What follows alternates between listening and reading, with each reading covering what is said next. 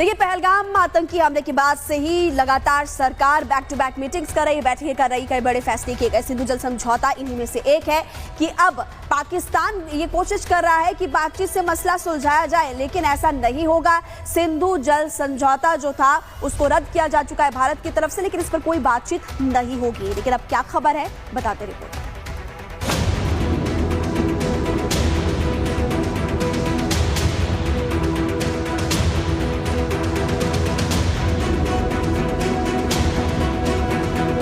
पाकिस्तान रोएगा नहीं, रोने लगा। बूंद बूंद पानी को पाकिस्तान तरसने लगा। 75 साल में पहली बार चिनाब नदी सूखी। पाकिस्तान के पास सिर्फ 45 दिन का पानी। युद्ध से पहले ही प्यासा मरने लगा पाकिस्तान।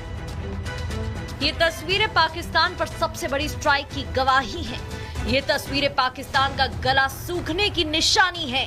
ये तस्वीरें हैं अखनूर सेक्टर में चिनाब नदी की, जो पूरी तरह से सूख गई है। बगलेहार और सजल डैम के पूरी तरह से बंद होने के बाद पाकिस्तान पर वाटर स्ट्राइक का ऐसा असर पड़ा है कि नदियां सूखने लगी हैं। पत्थर वाली तलटही ऊपर आ गई है। लोग वीडियो बनाने लगे हैं। इलाके को लोगों ने पहली बार पैदल ही गरजती उफनती चिनाब को पार कर लिया है। कई बुजुर्ग ऐसे हैं जिन्होंने अपनी पूरी जिंदगी में अब तक चिनाब में ऐसा नजारा नहीं देखा था।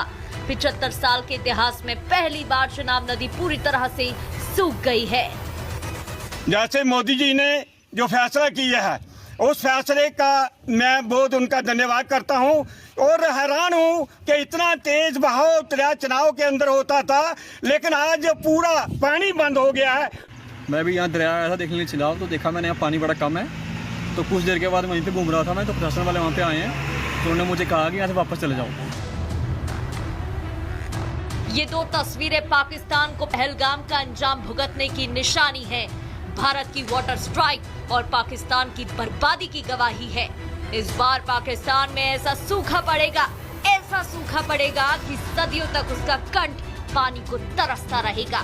और इस बार भारत ने साफ कह दिया है कि सिंधु जल समझौते को लेकर कोई बात ही नहीं होगी, किसी के साथ कोई मध्यस्थता ही नहीं होगी।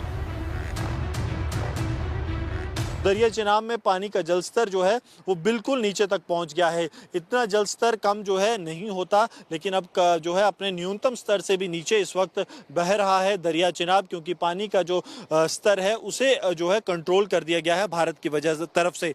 तो यही जो है अब